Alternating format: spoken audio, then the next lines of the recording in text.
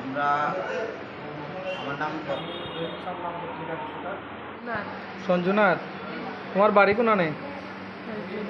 লালজুড়ি। তোমার বাবার নাম কিতা? বিজয় কিতা?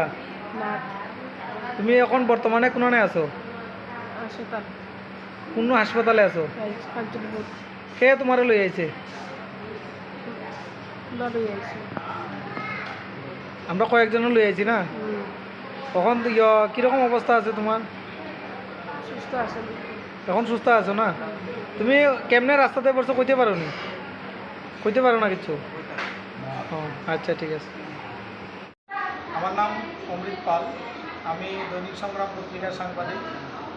আমি আজকে প্রতিদিনের মতন আজকে এই দুপুরে এই 11:30টার সময় আমি সংবাদ সংগ্রহ করতে সময় যখন আমি বাইরে ঘর থেকে বাইরের সময় পেট্রোল পাম্প সংলগ্ন এলাকায় আমি যখন আই, হঠাৎ করে দেখি এই 19 বছরের একজন যুবতী সে রাস্তাতে পড়িয়া রয়েছে। সঙ্গে সঙ্গে আরও অনেকজন আইছে।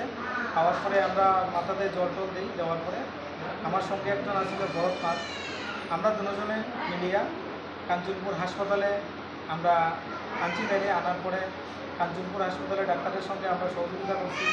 এখানে যারা আছেন সবাই আমরা সহযোগিতা করছে। এখন বর্তমানে তার মা বাবা কারোর খোঁজ পাওয়া গেছে না। সে নাম কইছে, কিন্তু আমরা যোগাযোগ করার চেষ্টা করছি, কারোর নাম পাওয়া গেছে না।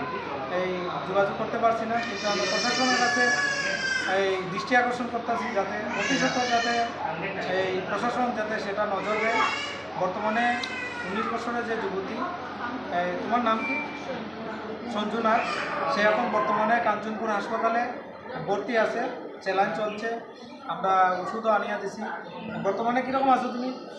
সুস্থ আছো না? কে তোমার হাসপাতালে আনছে? আমরা হাসপাতালে আনছি। তুমি কেমনে পড়ছিলে রাস্তাতে? তুমি কইতে পারো না কিছু? কিছু কইতে পারো না? এখন কি পুরা সুস্থ আছো না? ঠিক আছে, ধন্যবাদ।